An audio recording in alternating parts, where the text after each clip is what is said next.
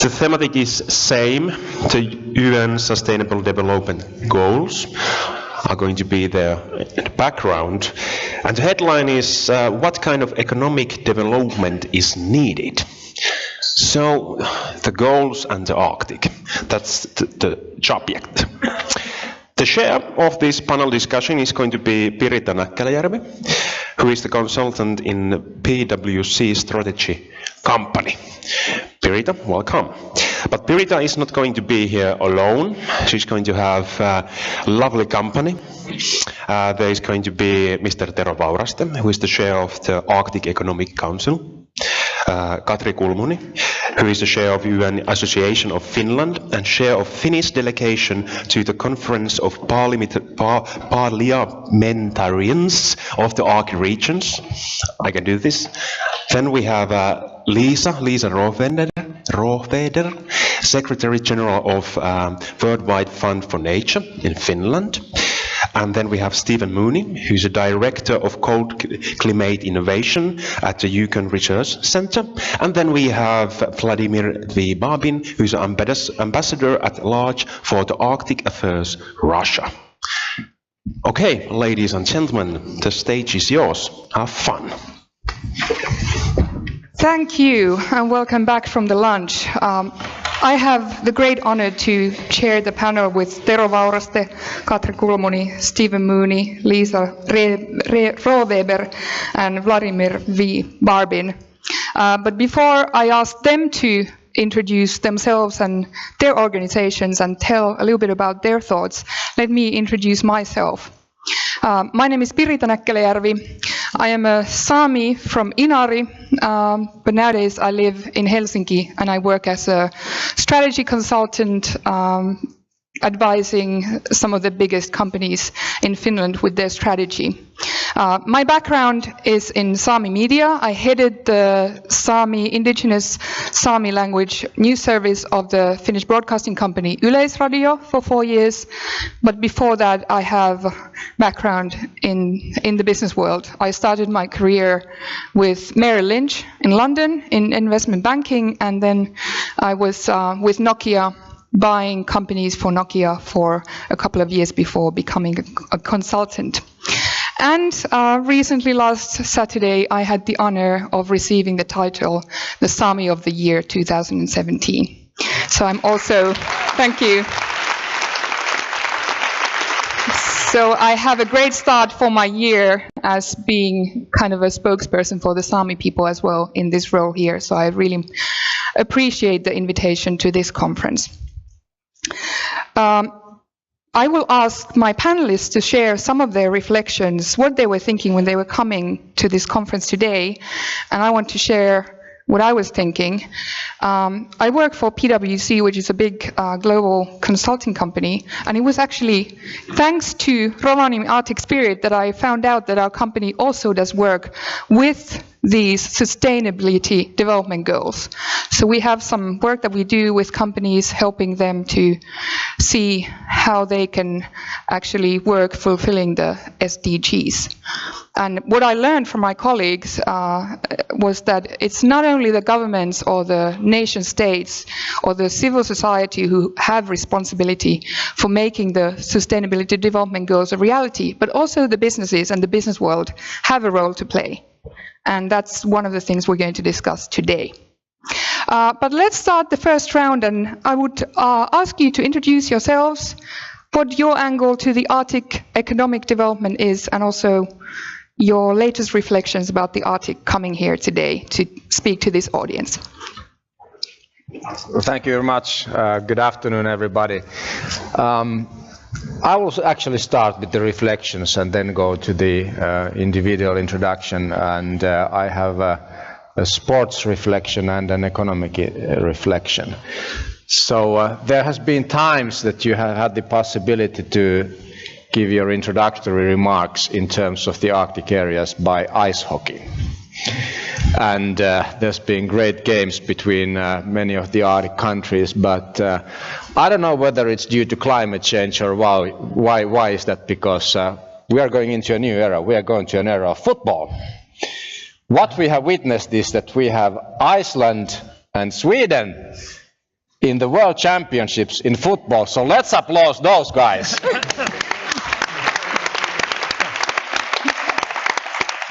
But Finland is still good in ice hockey. Okay, so the other reflection, which is one reflection, and it's a worrisome reflection. And this reflection is the current developments of the international trade policies. We have witnessed the era of sanctions. We have witnessed the era of new types of trade barriers, freezing of free trade agreements, and that's worrisome for the Arctic. So why is that worrisome? That's worrisome because for the Arctic developments, we always need the best available technologies and best available services in order to make sure that we are going for the sustainable development.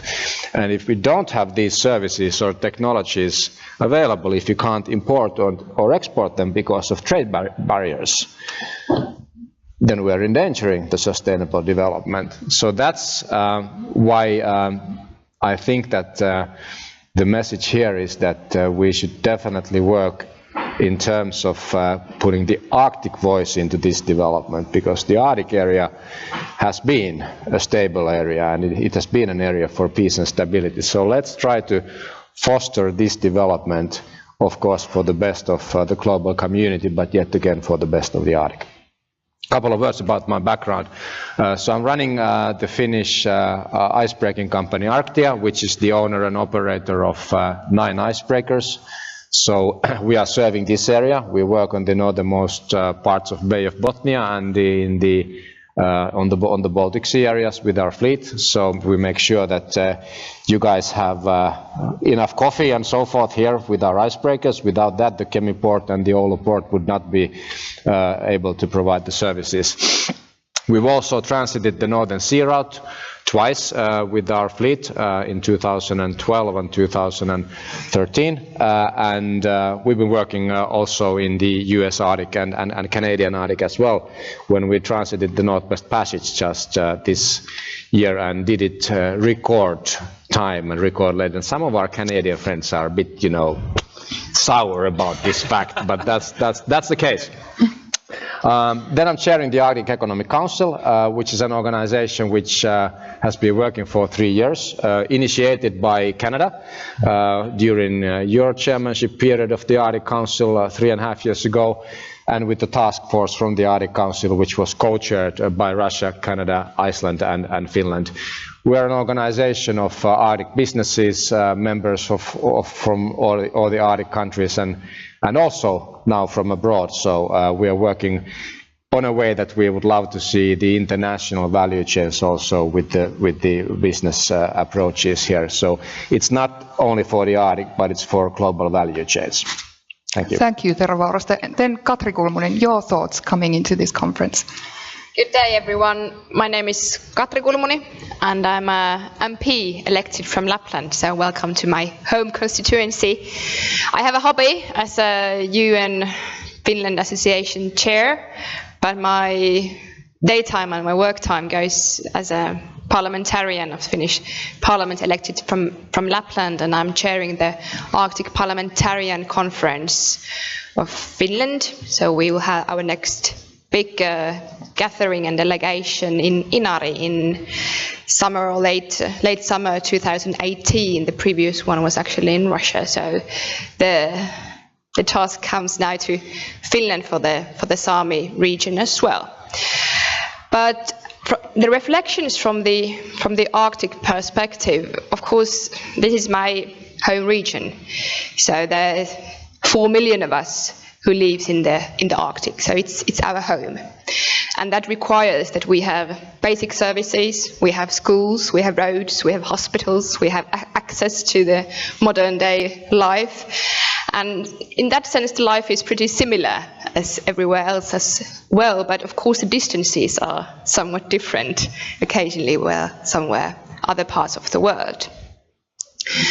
But of course, as an elected MP from Lapland, I work a lot with the possibilities of the Arctic as it is my home region. And for example, the numbers of new spheres of business like tourism, which is booming and growing really, really rapidly, and things that we thought to be not too special, but which are actually very special for some parts of the world. To visit Finnish Lapland and hug a tree is something we can make business out of. To come and see the Northern Lights is something that people are willing to do, or to see Santa Claus. So that's one of the things that we do here in the Arctic.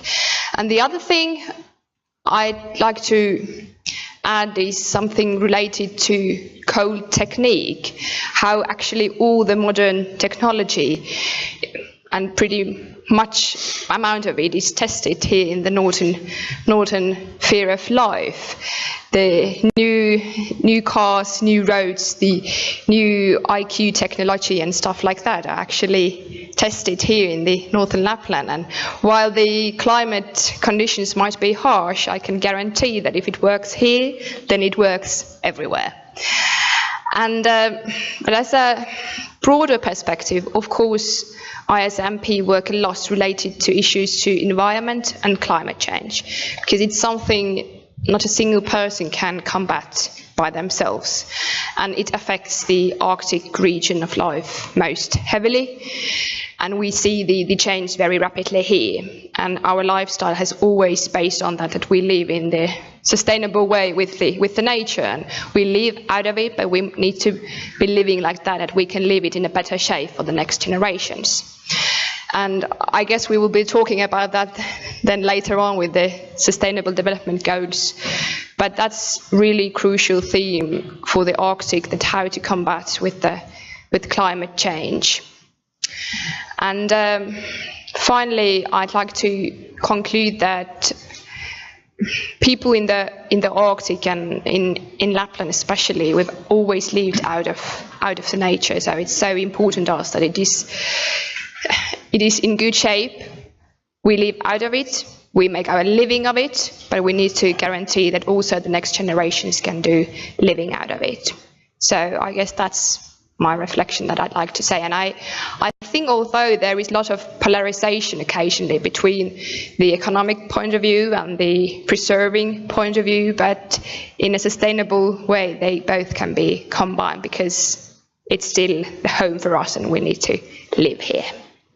Thank you, Katri Kulmuni. Stephen Mooney, you have an exciting background, even for us a little bit exotic from the Lappish perspective and the Sami perspective. You are from Yukon. Please tell us more. Yes, my name is Stephen Mooney, and my role is a Director of Cold Climate Innovation. And I have one of the best jobs in the Yukon. And the reason I do is because the government created my shop to take risk for the government. So we focus on applied research, but it is truly economic development driven. So the projects that we do must stimulate the economy of the Yukon through technology and cold climate innovation. So I get to work with a lot of Yukoners who we have an open door policy for people to bring their ideas to our shop, and we evaluate those ideas.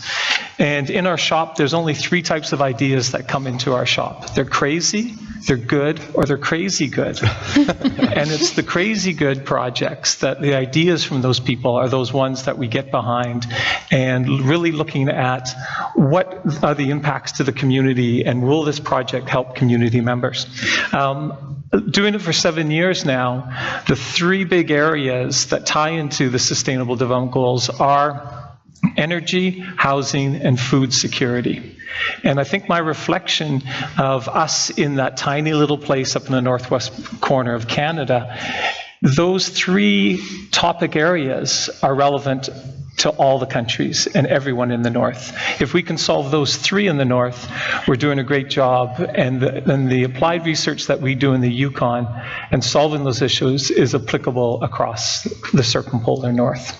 So I'll leave it at that for now and pass it over.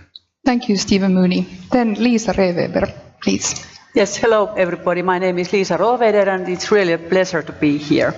So my background and coming to this conference, as it is a lot concerning about sustainable development goals and sustainable development. So I have been working for sustainable development since 1992 full time.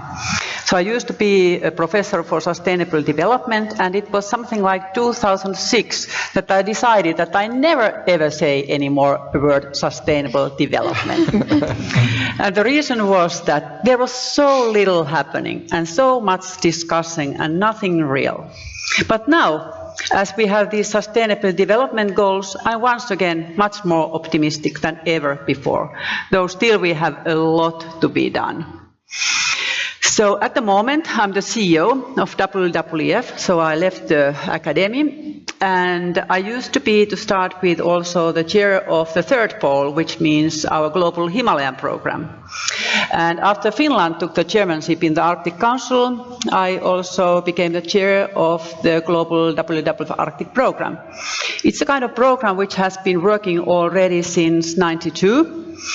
And we are working in all Arctic countries except Iceland, and we have a staff about 80 in all these countries.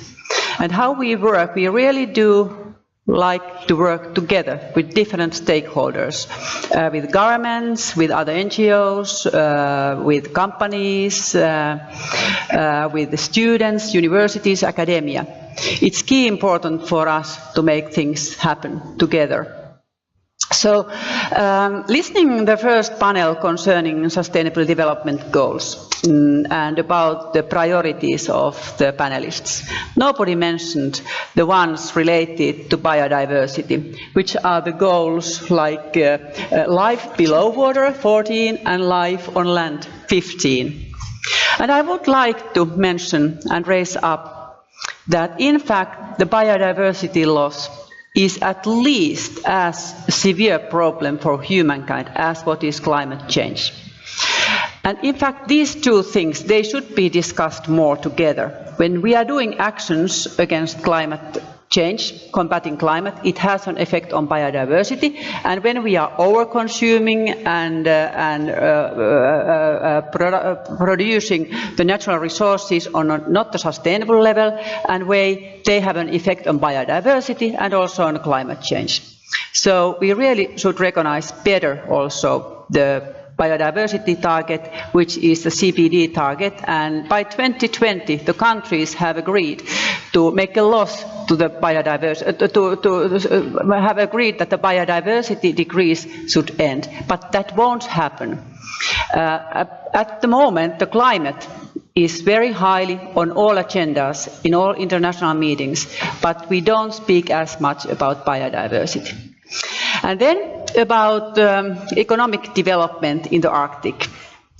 We in WWF, we are not at all against development, but we need to think what kind of development we want to see in the Arctic and for who this development is. These are the key issues that I would also like all of us to remember all the time when we are planning and designing and looking forward for the coming development. This is all.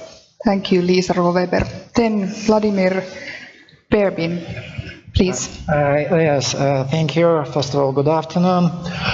Let me first express my gratitude to the Finnish chairmanship in the Arctic Council for integrating the Agenda 2030 into its program.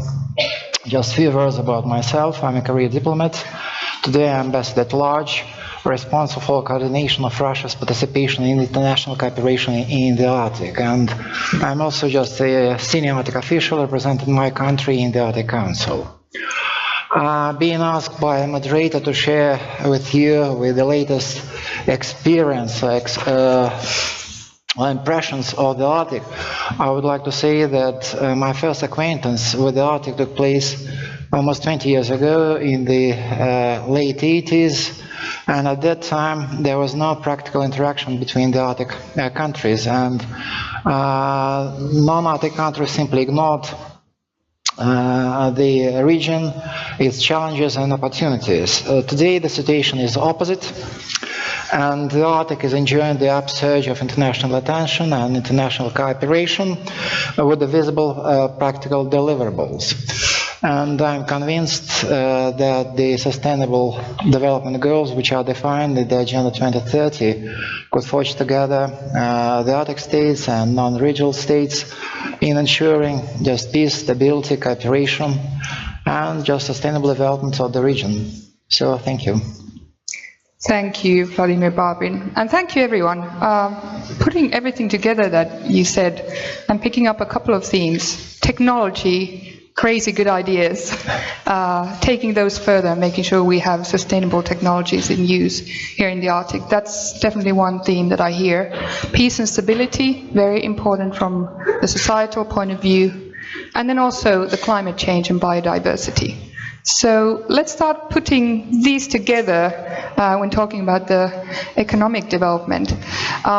As inspiration, I sent all of you a tool that our company PwC has. It's something you all can actually try. It's called the SDGs selector. If you put that in your search engine, you'll find it online.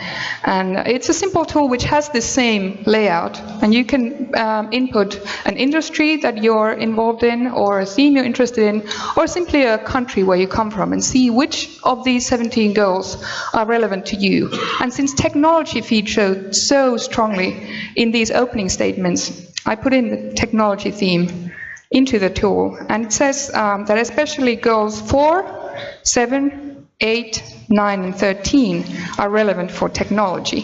So quality education, affordable and clean energy, decent work and economic growth, industry, innovation and infrastructure, and climate action. So you can try this out also and familiarize yourselves with the SDGs, all 17 of them.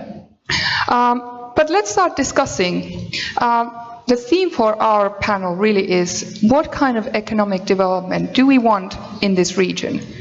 Either focusing on this region or originating from this region. And as said in the earlier discussions, Arctic is of course global, and there's global interactions. So it's business and economic development. That is a global thing where Arctic nowadays plays a huge role. And then, while we are thinking about the economic development that we want to see here in our area, how do we put that together with these SDGs? And which ones are the most relevant ones when thinking about the kind of economic development that we want to see here in our area? Maybe we'll start with the business life view, and then others can maybe compare and contrast and debate that view. So, okay. Tero, Vauraste, let's start with you. Well, thank you very much. In terms of what kind of economical development we want to see, we remember that there's an estimate about the investment opportunity of around $1 trillion in the Arctic areas, and of course it has to be sustainably developed. That's argument number one. So framing that to the sustainable development goals. So first of all, I was really happy to see these goals because I didn't note any contradiction of the pillars of the work for the Arctic Economic Council. So that actually witnesses the fact that you shouldn't see business, sustainable development, environment, societal issues, indigenous peoples in contradiction, but to have a comprehensive look. So let's start with education. We also heard about this from Tina earlier this morning, and that's an important part, number 4. So number 4, yes. So quality education, and as we are aware, actually this is one of the pillars of the Finnish chairmanship program for the Arctic Council, as well as for the Finnish chairmanship for the Finnish businesses of the Arctic Economic Council. And why is this important? We see the situation that there is a lot of unemployment in the Arctic areas, which is actually quite a lot due to the fact that you have a lack of development and you have lack of employment and a lack of education in the Arctic areas. Especially when you go to, for instance, to the Canadian Arctic areas, you have lots of undeveloped areas there. where there is no possibility for education because of lack of communication and IT. So that's why the communication and IT issues are of really high importance there as well. Then number 8, decent work and economic growth. I mean, that's linked into education, because in order to get decent work, you need at least some sort of an education. And this then supports the investment potential of the Arctic areas. So my argument here is that without proper communications and education, you can't take benefit out of this investment potential and work sustainably on that one. That links us then to number 9, which is industry, innovation and infrastructure. So that's sort of the economical framework, if you like, and that's also the economical framework of the Arctic areas as well. Industry requires innovation. And we at the Arctic Economic Council have one of our 5 main pillars being the communication between research, academia and business life. Earlier this morning we heard about the lacks of discussion, and I was so glad to hear from Hanna Fugle-Esker saying that where is the voice of business? We are here, don't worry. So that is of high importance to have this collaboration, so you don't just do research for researchers or business for businesses, but work together and interact in that specific area. That then brings us to the number 10, which is reduced inequalities. So why is this important for businesses? So if there is no balance in the society, then you don't have the opportunity to work properly for the best of the society, and the best of the society is also the best for the businesses. And there I would also really like to see the international business community and the international financial value chains working for the best of the Arctic, and not just by extraction, but as we heard today, so you have to be a member of the Arctic society in order to do business there as well. So don't think the way that it's the large multinational corporations who go extract, get the money and get out of there, but being a link and being a part of that value chain. So why do we need it? Is that there is only 4 million taxpayers in the Arctic areas, and in order to make sure that you have enough money to do the investments, we definitely need the global financial value chains to participate and be a part of that. We can't do it on our own, but we have to do it together. Yeah, so you're saying that we can't be just a passive source of minerals or materials. No, absolutely. We need to take a more active role. Absolutely, absolutely, yes. And how can the Arctic business community do that together?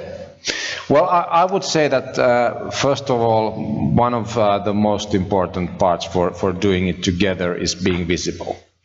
Big multinational corporations get the access wherever they like to, but if it's a case of small business which is working, on a small scale area in the Arctic, maybe that's not the case. So they should really seek for the opportunities to work together and be more visible. And for instance, use the Arctic Economic Council for that, because that's again one of our pillars for our work, is the small and medium enterprises and the indigenous businesses. Okay, and then moving on, Katri Kulmuni, what is your view on the kind of economic development we need here in this area and more largely in the Arctic? Well, I'd like to begin with the first goal, which is no poverty. And why I like to lift that up, it is the fact that it's the living sphere of 4 million people, and then you need to have access for the basic everyday life living. And I consider that the poverty is not only just that you don't have enough money, but it might be also the poverty that you don't have access to schooling, or you don't have access to work or social access. So that's why it's so crucial there in the base to take the consumption of poverty so widely here. And it's also a question of equality. But then and it's related to the third and fourth Sustainable Development Goals, because I think that if there is no poverty, then there is possibility to get good schooling. When there is less poverty, there is better health and well-being situation. But then, considering the economic perspective, I'd like to lift up the Sustainable Development Goal number 9, which is related to industry, innovation and infrastructure. And there, of course, I'd like to lift up the point of view of renewable energy, how all the industry need to constantly be renewing itself and inventing itself again in the time. So when the industry thinks that it's finished and everything is ready, they probably lagged out the business. So you need to constantly be doing a lot of new innovation. And that's related to the Sustainable Development number 7 with affordable and clean energy, which is required, of course, a lot in the Arctic, where the atmosphere and the climate is so rush and harsh. So that's definitely a very, very important thing for us.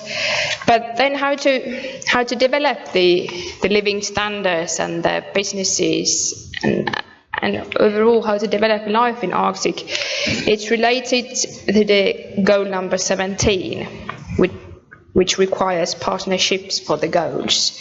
You can't really have success if there's only the locals who are promoting it. You need to have the national state of level coming together. You need to have civil society organizations. You need to have businesses who are there. You need to have ingenious people who are committed for the goals.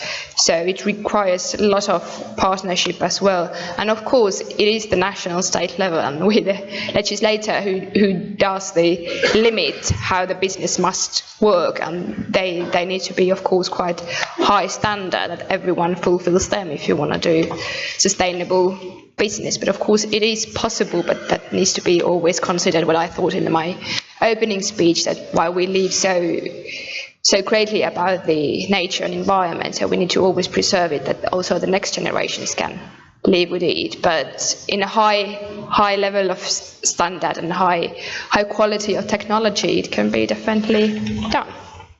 It's interesting that you bring up number 1, poverty, because when you first look at these, you might think that some of them are more relevant to us here in the Western world and in these developed economies that we live in. But why do you want to also bring up the poverty in this discussion when thinking about the economic development here in the Arctic?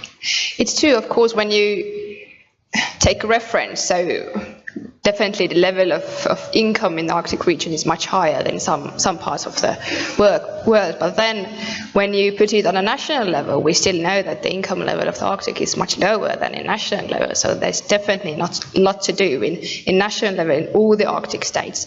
But I consider the poverty to be not only poverty of income or the salary, the amount of money you get monthly, but also the access to social life, which is one of the key issues of poverty. It's not only about money in Western world, but it's also the access to schooling and well-being and healthcare. So that's why I'd like to lift the number 1 as well. Yeah. And how then, if we take number 9, for example, industry, infrastructure are very important for the Arctic, but how do we make sure that we don't lose the riches, just give them out, and that we make sure that some of them stay here to help our people? Of course, we need to have work here, to have it as a living condition for the people. We need to have modern day work. We need to have traditional ones, and that has carried out for centuries. And I guess it's a combination. And what I try to say is that also the industry is really it's reborning yearly and annually, so it's constantly developing and having greater and new innovations, and whenever the development path of infrastructure ends, I'm pretty sure it's going to be run out of business, so you need to constantly develop it as well. But of course it's a question for us, for politicians who make the legislation, that the standard of legislation is high, that there isn't any abuse or misuse of environment, for example. Yeah. Thank you, Katri Kulmuni. Stephen Mooney, you come to this discussion from a very interesting kind of perspective, doing applied research. You're at the crossroads of technology and the real world out there, so to speak. So how do you see the economic development needs here in the Arctic? Yeah, the technology, excuse me, the technology, we need that goes through the whole 17 segments. The interesting thing of my work that I'm hearing on the panel is it is about the people. And when we do applied research projects in the North, we do not do a project unless we consult with the First Nations and the communities that we go into. And right off the bat, we have that approval, or a chief, if we work into the First Nations, that chief will hold our hand and walk us into that community, and we'll do that work with them. So our focus is on the grassroots. And we bring a lot of technology into the North, but that technology will not be adopted if the community does not buy into that technology. So the one thing that we find that around what I see through here and the sort of the future of economic development in the North is what I would like to see around social economies, the social enterprises, the social entrepreneurship. It does have you can get the industries, you can support them, and it's not the not-for-profits. The social economies fit in the middle there where they can make the profit, but that profit goes back into people and keeping the technology, keeping, I look at these 17, and in social enterprises, the gender equity is amazing. There's more women running social enterprises than there are men right now. Scotland's a great example. 6,500 social enterprises, but they're using technology, they're using innovation, and then they're spinning the business model on its head to help the local people. And again, the other theme that runs through these is what I consider the knowledge economy, where the knowledge, we've seen too many times where people have brought technology to the North, or they've won a national contract and they come to the North and they implement a technology and then they take off. And the Northerners in the community are left running this technology, and a lot of times it does not succeed. So if you flip that paradigm and keep that knowledge in the community and grow your knowledge base, then you have that knowledge to bring through. And when the technology comes, they're absorbing it, they're enhancing it, and you have a higher success for that technology or that implementation in those small communities. So the Arctic is about small communities. It's those are the people that matter, and the projects that I've seen to be most successful are when you bring them in. And when I go into a small community, I don't say I'm here to help you. That's, they'll go, actually, we don't need your help. Have anyone heard that before? That's a standard thing. Well, no, I walk into a community, talk to the elders, talk to the chief and say, hey, what's going on? And when you say that, they start talking, and then you realize we can do projects, and there's research behind that. When they start talking about their issues, their challenges, well, that's what we turn around and say, we want to collaborate with you, we want to help you, and that you got to bite your tongue on that, we want to help you. No, you want to collaborate with them. And you find that there's buy-in from those communities. And so when I look at these things, education, reduce inequalities, there's a lot of themes that run through here with the social economy that touches that. I'll leave that. And you can touch on the wild. Yeah. Before Liisa Rohweder can continue, Stephen Mooney, what can big businesses learn from social enterprises in very concrete terms? Yeah, the involvement of the people. I'll give you an example, biomass. Biomass in the Yukon in the north, if you do have biomass, not in the far north, where there are no trees, you cannot get a better economic development driver in the north than biomass. I'll give you an example. In the Yukon, we bring in $60 million of fuel a year to heat our homes. We have biomass all over the Yukon. we are not using that, and we burn cordwood, but we're not using that to the extent the Finns do. Like, you guys are experts in biomass here, and I've learned a lot from the Finnish people on that, and still bring them over to the Yukon to still help us out more. But big business, sure, we have the Austrian companies building Wiesmann and building, thousands of units, and that's the big business side. But where does it roll out?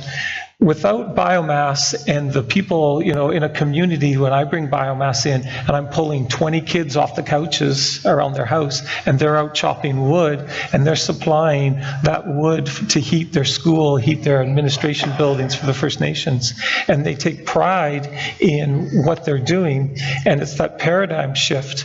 But what happens is that money isn't leaving the Yukon now.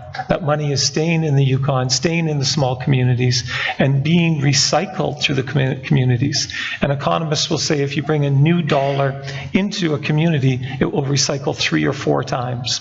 So that money stays in the community. So I'm not against big businesses. We need them. But what we see in the Arctic, in those small communities, I really believe that social entrepreneur foster that social economy, and we'll have a much healthier Arctic.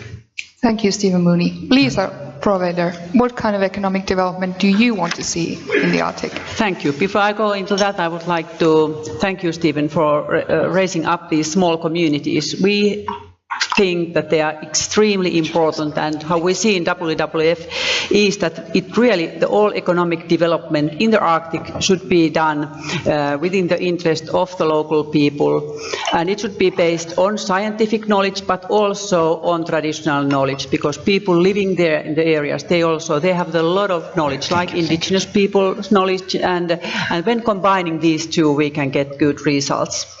And of course the development also should be based on long-term sustainability and take into account all the possible risks that we might face. So thinking then about the goals more precisely. So as a conservation organization, of course, our main priorities, they are in climate-related goals and on biodiversity-related goals. For instance, the clean energy and climate action goals 7 and 13.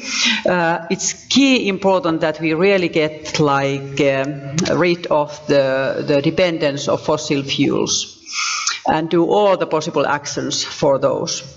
And then concerning the life beyond water, below water, and life on land, so they are the biodiversity-related goals.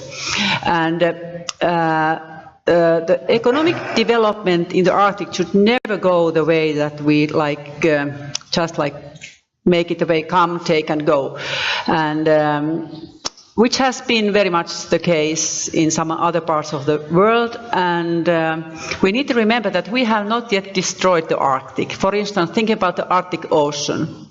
So we have all the possibilities to save that. We have done mistakes in water governance concerning, for instance, the Baltic Sea, and now we are in the process to cleaning it up.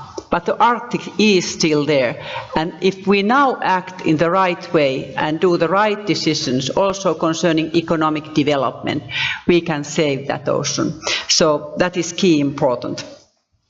And then, of course, the goal number 12, which is about responsible consumption and production. When making and taking out the resources, natural resources in the Arctic area, the ecosystem-based management should always be taken into account, so that there should be a price on all the ecosystem services that we are taking from the Arctic. These are the main goals which we are focusing our work, but in addition to these, of course, they are all interlinked and they are all dependent on each other, but it's important to understand that unless we don't save the nature, the ecosystem services are not in a good balance, we can never achieve sustainability in social or economic aspects as well. So that the natural or ecological sustainability, it's the key, it's the baseline for other dimensions of sustainability.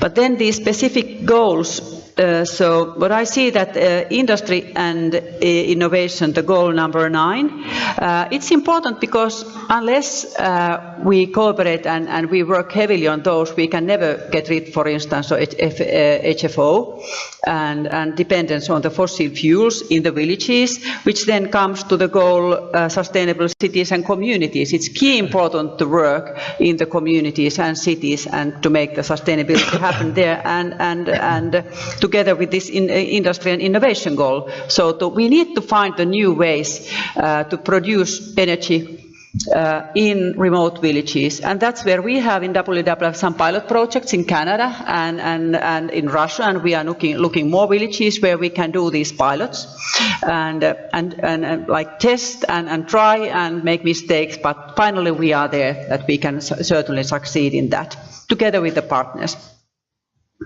And then education, it's key, and it's getting even more important than WWF. And here, during these days, here in the conference, I'm also looking partners for us to join to make big things happening concerning education for sustainability in the Arctic area. We in WWF, we have raised education as a new global priority, and we are really eager to work together with the partners concerning that. And then it finally comes to the last goal, which is 17, and partnerships for the goals. Nobody can reach sustainable development goals alone. We are all needed. And that's also one thing why I'm eager to join these kind of panels and participate to the different conferences and work together with the businesses, with governments, and with different NGOs and research institutions. It's only together possible, and that's why that goal is in fact the most important. I'm glad you brought that up. Referring back to number 12 that you brought up also, the responsible consumption and production. How can we make sure that we are responsible and sustainable in our everyday life consumption, but also what can we demand from the industry in terms of production so that they do their bit as well? Yeah, it's a huge challenge. At the moment, we are over-consuming. We are using the resource of 1.5 planets per year, and we Finns here 3 times more than the world is providing us. So it's really a challenge. But all kind of these new developments concerning circular economy and green economy and resource efficiency, that's also economically profitable for the companies when you are doing your business. We just need to, and it's not easy, but we really need to be responsible and see the challenge, and it might hurt a bit, but yeah, we just need to do that. There is no other way. Everybody has to do their part. Yes, and also we, like consumers, need to think about how we consume and how much we consume and how we can share things and do them differently than what we are used to. Thank you, Liisa Rohweder. Vladimir Babin, what's your point of view to this discussion? Yes, thank you, sir. I'm really glad to take part in this panel discussion on economic development in the Arctic, and I consider our discussion as an important contribution to form the unbiased attitude towards industry and business in general. The future and the welfare of my country are closely linked to the Arctic. Today, about 10% of GDP is produced in the Arctic and approximately 20% of the total Russian export. And with years to come, the input of the Arctic to the sustainable development of my country will be even higher. And I should say that, of course, the economic development should be friendly to the people living in the high north and friendly to the environment. And Russia is convinced that the sustainable development goals could be achieved in the Arctic only by introducing more economic activities to the region. The economic growth could help to promote well-being of the peoples living in the high north, ensure quality education, build resilient infrastructure, make cities and human settlements safe. And just looking through all these 17 goals which are defined in the Agenda 2030, I should say that economic growth could help to achieve each of them.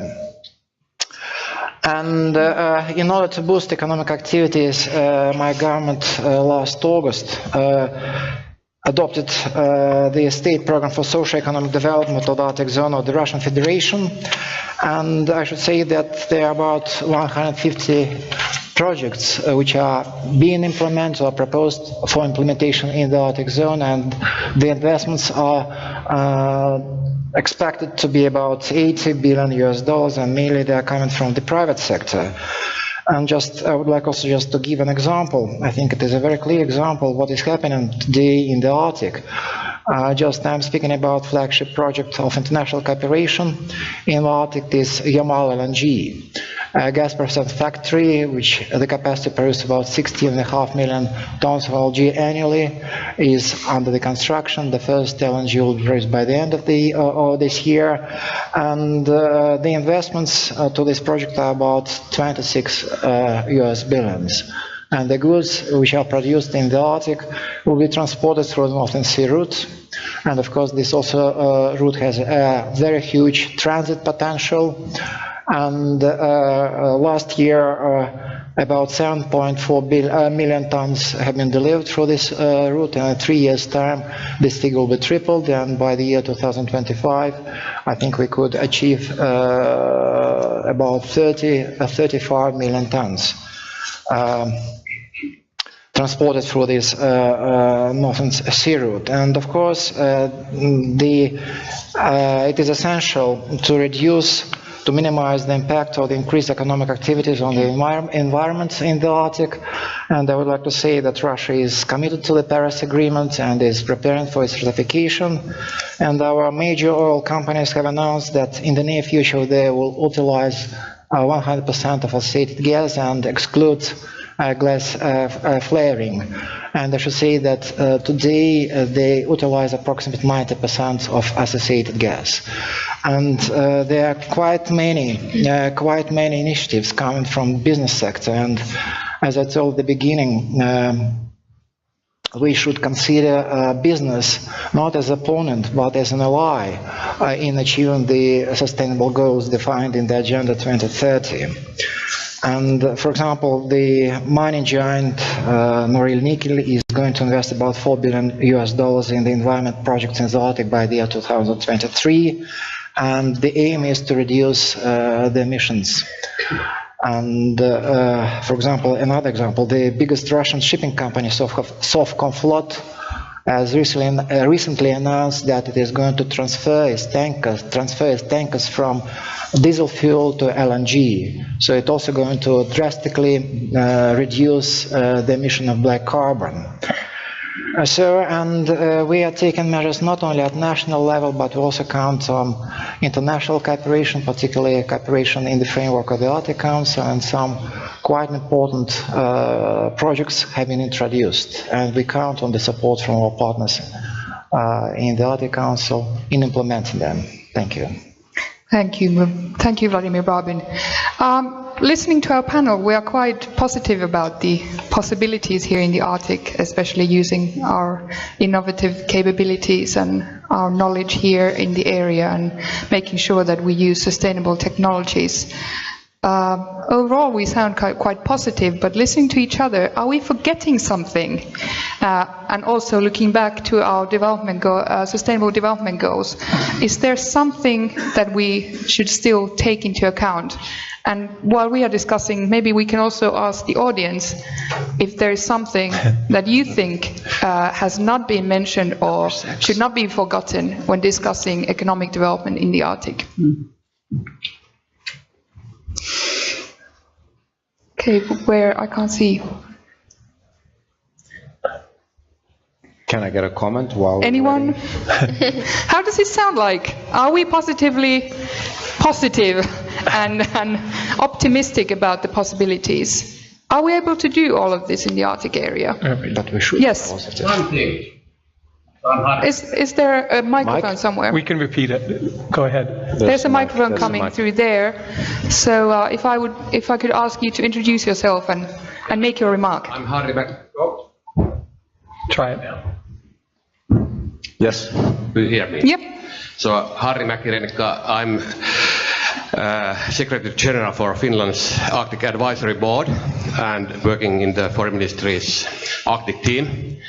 And when I'm thinking this, so I think that something is missing, and it should be in number 9, investments. So 9 is industry, innovation and infrastructure. Yeah, investments are missing. What do you say to that? Comments? Reactions? Before we go there, let's have reactions from the panel. Are investments missing? Yeah, I'll jump in, absolutely. And in the North, it is a challenge for investments. I work with a lot of people, and you try to take an innovation, an idea through research, innovation to commercialization, and actually build that product in the North. Everyone stumbles into the same thing, lack of money when it comes to the commercialization. So absolutely, it's something that's needed, and I don't think everyone could use more money on trying to bring ideas to the commercialization aspect. Liisa. And concerning these investments, it's key important that the natural capital is also integrated into the investment decisions. But maybe what is missing in our discussion is the sense of urgency. So we are these all things what we are discussing are possible, but we are losing the time. So we really need to act very urgent. All right. Was there another remark? Can I get a comment? Yeah, on that? sure. Yeah. So in terms of capitalization, that is definitely missing from this document, and we need a lot of capital to go on, and there we need the international financial value chains. So without that capital, there are many of these goals which we can't be successful of. So definitely that is needed. How can we make the Arctic an attractive investment target? How can we compete with other very attractive ideas out there? Because the competition for investment and for capital is very harsh. Well, you can have a look into that based on sort of areal competition. So think of Africa as a potential investment area, or the American continent as a potential investment area, or the Arctic. So it's specified technologies which are required within the Arctic, and definitely there is lots of market for that. So different areas require different types of investments, and it's not just a competition between the areas, but it's a competition between the technologies, and for that we need the free trade. Okay, and Katri Kulmuni. Yeah, I'd like to lift up the development goal number 16, which is related to the investment atmosphere, that this is a safe place, there is peace, there is justice, there are strong institutions, you know what you're doing when you put your investments and your money here. So you know the atmosphere, how the Arctic is behaving, there's no surprises. Of course, that's crucial for investors. But then I'd like to lift up that, of course, we need big investments which are related to the finance instruments in European level and in international level, but it's also important to have small investors and small medium-sized businesses. While we think, for example, here tourism, nobody, I guess, in 50 years couldn't imagine that how big of an industry it will become, and it grew out from a small investments and small businesses. So you need to always think that as well, and because then it grows from the grassroots level, and it's not something that it's put out from somewhere else. And Vladimir Babin, you had reflections. Yes, I would like to say to add some words to Tero Vauraste. Yes, it is an open market, and we're competing for investments. And it is very important that the state, the government, should show that it is setting priorities for the Arctic. It attracts then the investments from businesses. And for example, my government is doing this, adopting different priority documents of strategic planning for the Arctic. And we're also trying to show it in our activities in the Arctic Council. For example, Russia is the biggest donor to the project support instrument of the Arctic Council, and this project support instrument is aimed at supporting the environmental friendly projects to be implemented in the Arctic. For example, the total volume of the means collected in this fund is about 13 million euros, and Russia has donated about 10 million euros, especially designated for the projects on environment. Okay. Any other comments from the audience? Oh, many hands. Let's start from here. Please wait for the microphone and introduce yourself. Hello, I am Joan Kane. I have a question. Perhaps it's encoded in these 17 goals, but why is gender equality included, but racial equality is not included? A great question. Does anyone have any reflections on that? I think it is simply a miss. Or is it captured in 10? Yeah. I don't, does anyone know? Would that be captured in number 10, reduced inequalities? That's something we should find out. I got a few head nods. Okay, someone Google it really quick and we'll see if it's there. Or we'll go to your PricewaterhouseCoopers thing. Yeah, to the tool and we'll find out. You could assume, I guess, that it's baked into the inequalities, that inequalities should be a broader term that captures also the racial. No, I think. But it's a great remark. Any other remarks or questions? Gentleman there. Where do we have a microphone? I don't know the mic. Maybe the audience who are watching the live stream would like to hear you, so Teppo Säkkinen brings there the microphone to you. Thank you Please very introduce much. yourself. My name is Juhani Damski. I'm the Director General of the Finnish Meteorological Institute. My question is about something that perhaps is a cross-cutting with all the sustainable development goals, but something that worries me a lot, and that is the significance of science and research in pushing these forward, because all of these, and especially whatever is going on in the Arctic, is very much science and research driven, and I'd like to hear your opinion as a panelist about the role of science and research in going forward. Who would like to start? Yeah, Liisa. Of course. Thank you for raising this up. Science is key important, and the political decision makers, they really should listen carefully what scientists are saying. At the moment, that is not the case concerning the climate change or biodiversity. I would like to simply disagree. We are listening very attentively. Great, finally we have some disagreements. That was going to happen. Please. But are you going to state why you disagree, or are you just going to? I should say there's permanent consultations with the science, with the civil society, and we're trying to find the best solutions based on the best available knowledge.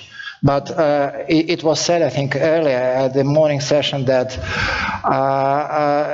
the knowledge about the Arctic is not sufficient. We have to increase our understanding about the processes which are taking place in the Arctic. But what we are doing now, we are trying to base our decisions on the best available today knowledge. Yeah, and maybe that's something that the wider Arctic community can learn from Russia and from the way you are doing this collaboration. Maybe, who knows? And I should say that the Arctic is different, because it is one Arctic for Russia, it is completely different Arctic for example, for Canada, or for Finland, or for Norway. Yeah. So we have our own priorities. Sometimes they correspond with each other, but sometimes they are different. Yes. Katri, Kulmuni. Yeah, great comments from the audience. I guess academia and science is one of the partnerships for the goals. You can't really have development or innovation or quality education unless it's relying on science and academia. And I'm very happy that around the Arctic Council and between the Arctic nations there is very, very deep scientific cooperation, academia cooperation, University of the Arctic, and of course it's crucial for whatever business or politicians to rely on the latest research and science, so you can't really forget it. It's so deeply inside and involved in it. And as a member of parliament, how do you see is the science and universities and going down to the level of an individual researcher, do they have enough financing to support all this development that we are planning here? Well, I guess, of course, always the level of finance for education could be higher, but then it's related, of course, the overall budgetary systems. And when, for example, Finland has been lately doing budget deficit cuts because we've been in economic turmoil for so long. But now, when the finance is finally getting better, so of course we think that we can then put stress for academia and education as well. But what I think personally as a politician, how to popularize the science in academia, while I can't, or you can't really read all the latest research. You need to somehow find the key issues and the key elements there, and there the dialogue between academia, between the researchers, between the politicians is very, very crucial. And of course, occasionally, when politicians ask questions, is it like this or is it like that? Of course, the scientifics can't really always say for sure that it is like that. So you need to be involved for the discussion. So, but it's very crucial that you have the dialogue, because of course all the decision making should be based on the best available knowledge and research we have. Yes, Stephen Mooney. So, to answer your question, the science takes part; it doesn't take sides. And you need that science with the academia. Another thing that I want to touch on about the science side is traditional knowledge. And with the indigenous peoples, their knowledge and their traditional knowledge of things that have happened in the past, it's proven right, like over and over and over again. And that evidence-based knowledge or evidence-based science, you have to throw in traditional knowledge when you're working in the Arctic because of that historic information. And so people, that's a topic that people, if they don't believe in science, do they believe in traditional knowledge? And you got to have both. And Tero, Vauraste, you had a comment also. Well, let me bring this back to Lapland and to tourism and to the combination where the science is needed for. Of course, it's needed for ice breaking, that's clear. So what happened a couple of years ago was that we had a great discussion here in the Luosto area. And we had 2 or 3 hours between the panels, and we went downhill skiing together with Mr. Damski here, and he was then the client director responsible for Arctic, and we went snowboarding and fell so many times. But that resulted in a collaboration where now we get sort of long-term ice predictions for the Baltic Sea. We didn't have that before. So what is science needed for? It's needed for the development and for the corporations to execute their operations in an efficient manner. Absolutely. More questions? There, at the background, a lady. Maybe we can get a microphone to her. There we go. Please introduce yourself. Thank you. My name is Jenny Kauppala. I'm from UN Association of Finland. And as we heard from Mr. Mooney, it's very important to do investments in partnership with the indigenous people in the Arctic. How do we ensure, in the case of bigger investments, the free, prior and informed knowledge of the indigenous people and their acceptance to the bigger investments in the area? Thanks. Thank you for the question. Who wants to start? I could just paraphrase that. So the question you're asking about, how do you bring in, how do you ensure that traditional knowledge and first or consent? Okay. Yes. Yeah. Do I take that one? Yeah. I can take it. Yeah, sure. Tero. Within the Arctic Economic Council, we have the indigenous organizations participating into the work, so they are members of the Arctic Economic Council. So whatever decisions we take, that's taken into account within the framework of the local communities and the indigenous organizations. So that's one way. The second opportunity is to have a look into how things are done in Alaska, since once you're born an Alaskan, you become an owner of the organizations and corporations, and you get your return on the investment and also the social license in that way. Well, in other areas there are other types of examples, some worse, some better, but for instance the environmental impact assessment, which is one of great projects which has been concluded here in the University of Lapland, that's another example. And maybe in the role of the Sami of the Year, I can also comment that in projects like the Arctic Railway, if and when it's going to come, I think in the planning and in all of the stages of its development, the local indigenous peoples should be present. In the Arctic Railway case, of course, the Sami in the different countries that are involved in the project. And what I mean is that if the Arctic Railway is going to be drawn from Rovaniemi or Sodankylä to the Arctic coast, then the route should be planned together with the Sami people to make sure that the distraction to the reindeer and to other land use is minimal, and to really do that together and try to avoid those areas which are critical, for example, to reindeer herding or fishing and other natural and traditional livelihoods. And then Vladimir. Yes, thank you. So, just my answer to your question will be the following. So, yes, the interest of the people, indigenous people living in Siberia, they're taken into account. For example, just have mentioned the LNG project in Yamal Peninsula.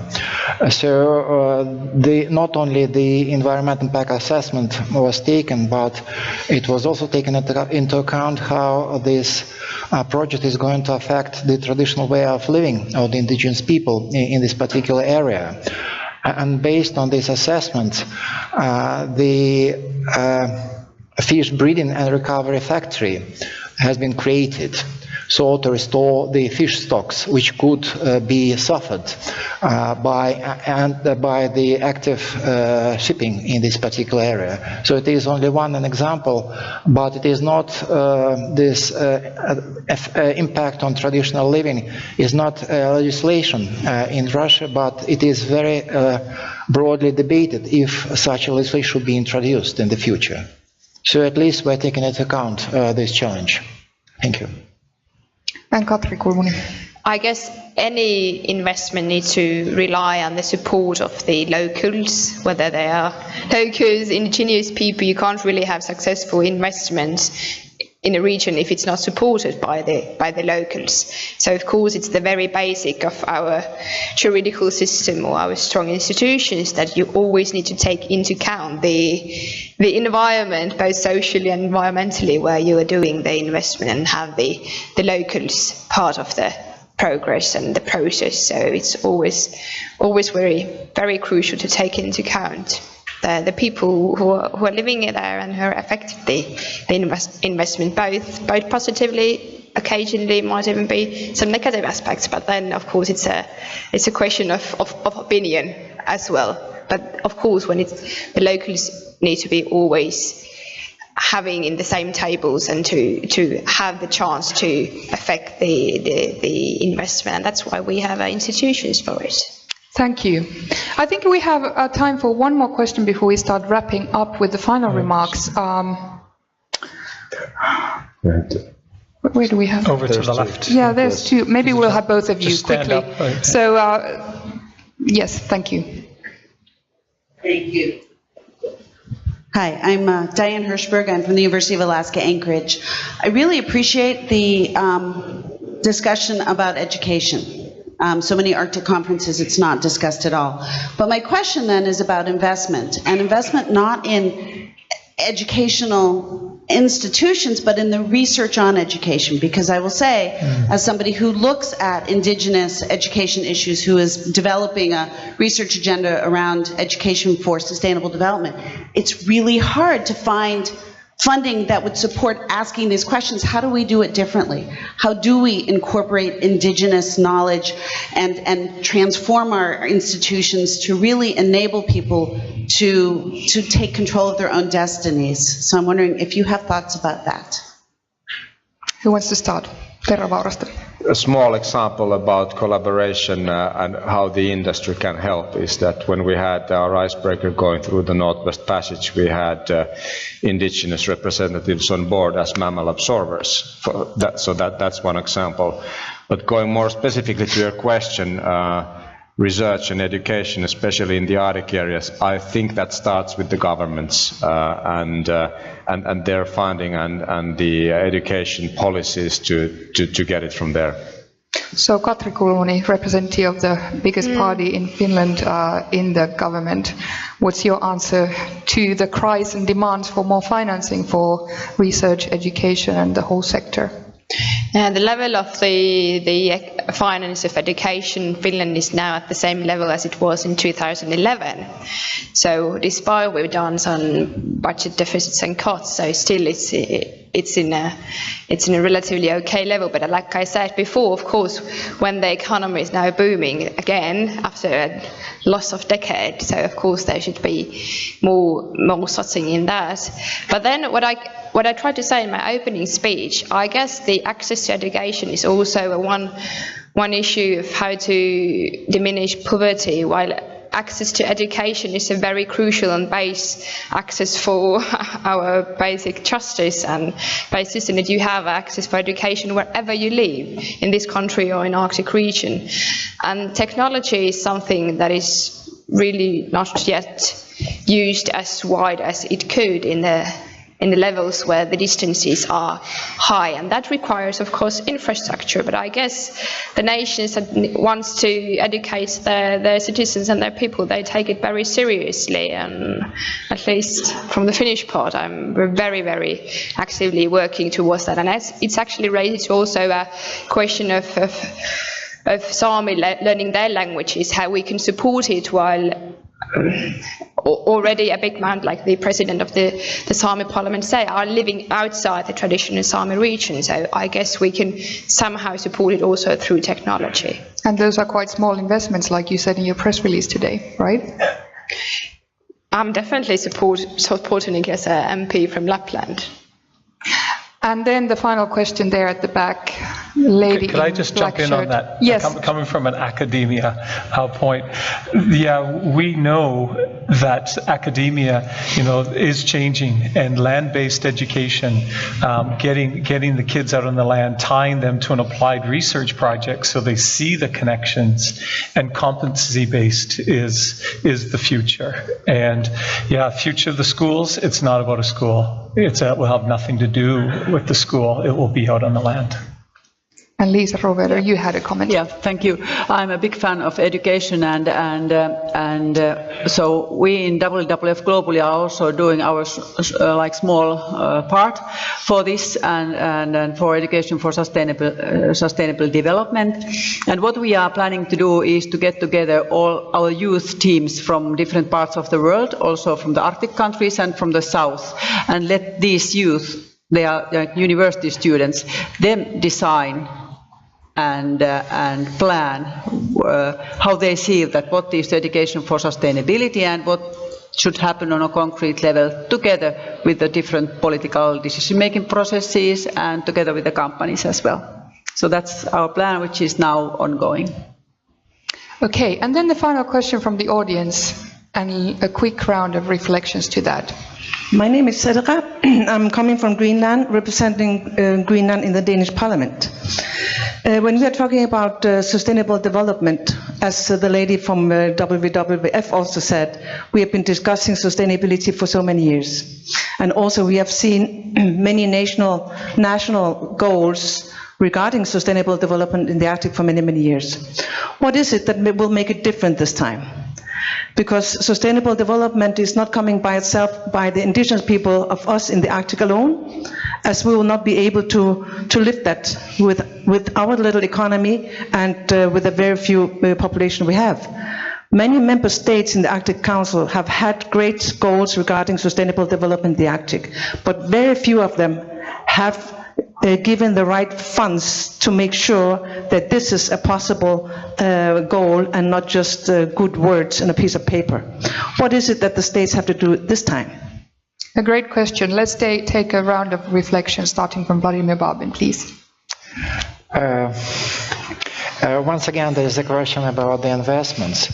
So I do think that, as I told you earlier, that the government should define very clearly that they set priority on the Arctic, on the sustainable development. And we do have, of course, it is not possible to develop equally all the parts, for example, in Russia or the Arctic zone of the Russian Federation.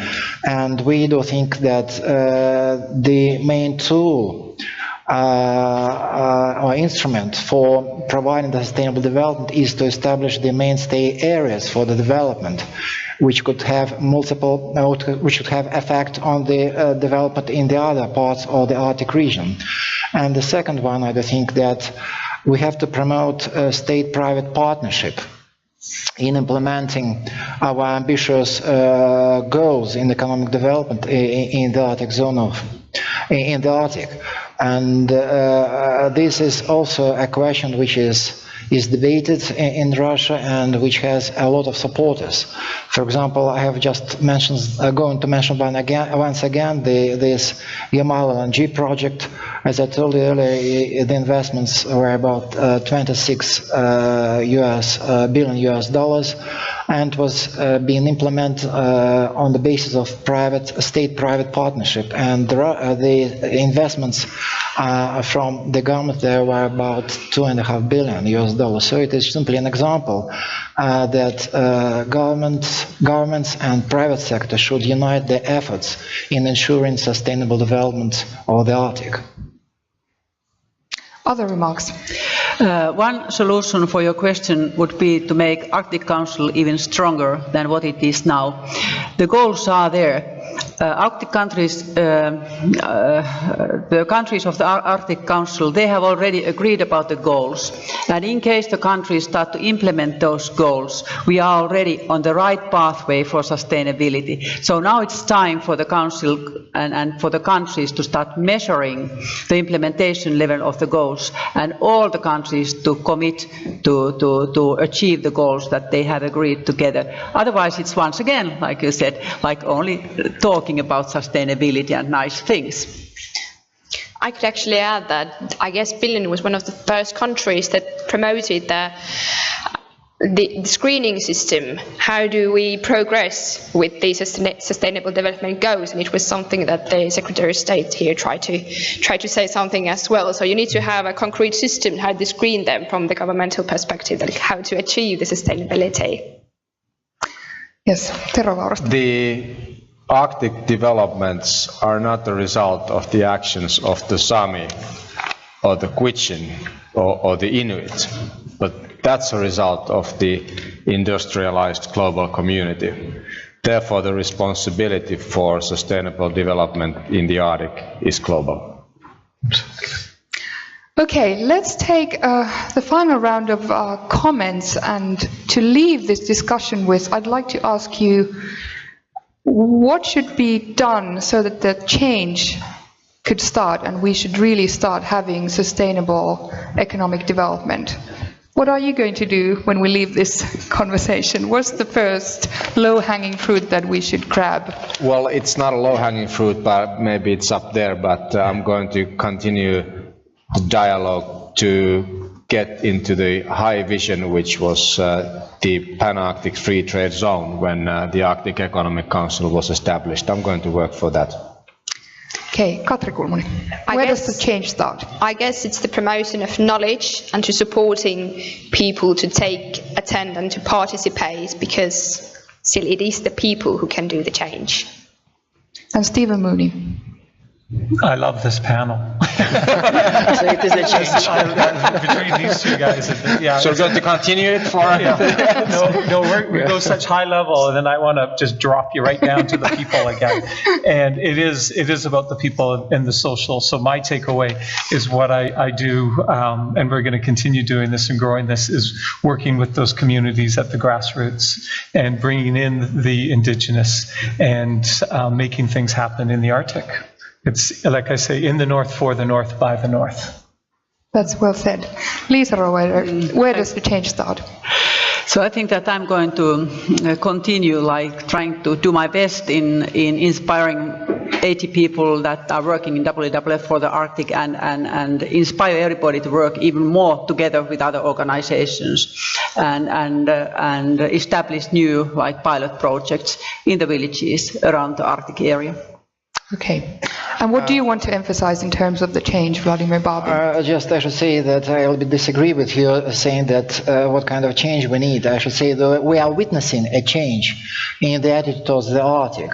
At least in Russia it is like a national idea today, and it takes time to have these deliverables. But at least as I understand, all the countries around the region, they are forged together with the goals described in this Agenda 2030. And I'm sure that maybe in a couple of years we are going to sit here and to report about the achievements. Yes, absolutely. Let's hope so. I want to thank you, all of you panelists, and I want to thank you, audience, and everyone watching the live stream for this discussion. Thank you. Thank you. Thank you.